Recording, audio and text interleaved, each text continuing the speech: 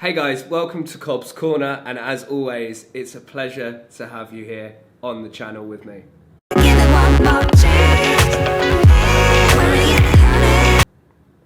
So, welcome to Bali. You probably can't see much of Bali behind me at the moment, but it is a beautiful place. It's one of the most beautiful destinations, I guess, on the planet. Everywhere you go, just beauty, beautiful waterfalls, beautiful beaches, beautiful architecture, just everywhere is absolutely beautiful. I'm coming to the tail end of this trip now, so I've been in Bali for about 3 weeks. I've also met my friend out here. You know, we've kind of done all of the touristy stuff like surfing and got massages and been out to beach clubs and all that kind of stuff. All that malarkey. And I've had a really, really good time.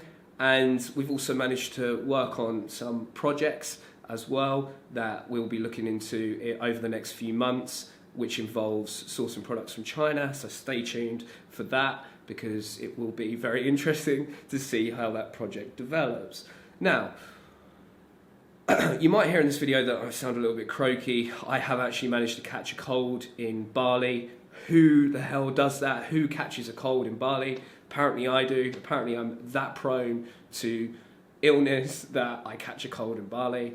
And thankfully it's on that's also on the tail end now, so hopefully I should be feeling fresh for tomorrow because I've got a flight around midday. So I'll be heading over to Malaysia for a couple of days and then back to China. Now, I am heading back to China sooner than what I expected. I was planning to stay in Malaysia for a lot longer, but there's a couple of things that have happened in Bali that have made me think again. Now, let's go into those things because I've already mentioned that Bali is a wonderful, beautiful, luxurious destination. It is, it's all of those things. And you can really have an amazing time here. And as I say, we have, or I have, me and my friend had an amazing time. However, there is a dark undercurrent to Bali.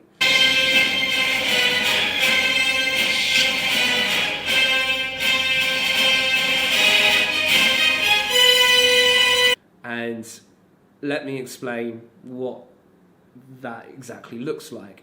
So, you know, the first thing that you probably need to know is that Bali is by far the most touristy island in Indonesia by a long way. What this means is that people from other parts of Indonesia flock towards Bali simply because there is money to be made here.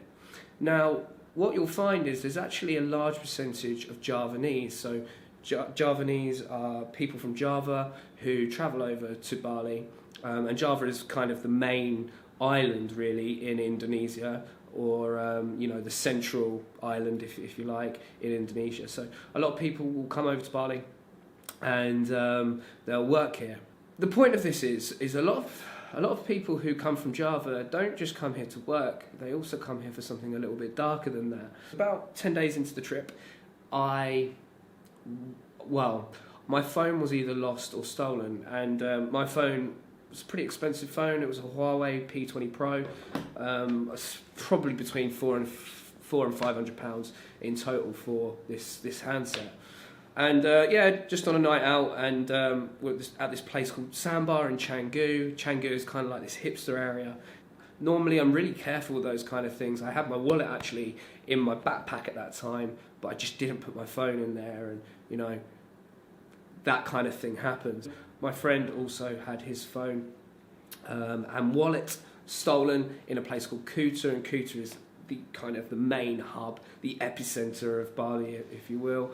And he was almost definitely pickpocketed, and it's just a bit gutting really. Like, that's not what you want when you come to somewhere like Bali. If you go to any bars at night, there was one bar that we went to, I'm not going to name it, but it's in Seminyak, and it was just full of prostitutes, and it was pretty unbelievable, to be honest, because I've never been to just a normal looking bar that's just full of prostitutes. And originally when we went in there, we kind of didn't realise, but when you start like peeling back and actually looking at it, yeah, you can recognise that most of them are.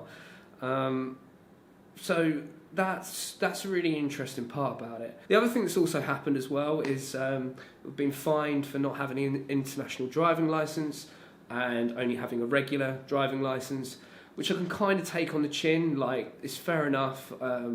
I should have looked into the rules and the documents in a bit more detail. I should have been using an international driving licence, so I had to kind of take that on the chin as well. And yeah, so there's a culmination of things that happened that have kind of made me think, let me just get back to China, because I am just pre-warning anyone out there who is thinking of coming to Bali. Don't let this deter you from coming to somewhere like Bali, but keep the information in mind and just be careful, be aware, keep your belongings on you. I'm normally super careful actually about keeping my belongings on me, but this time I just got caught out. And so I'm going to head back to China. I need to shed some pounds, to be honest. I need a haircut as well. This is absolutely awful. I got this haircut just prior to coming to Bali, and it's been an absolute nightmare. But haircut aside, I've got to go back to China anyway. There's plenty to do for the new semester, plenty to prepare for.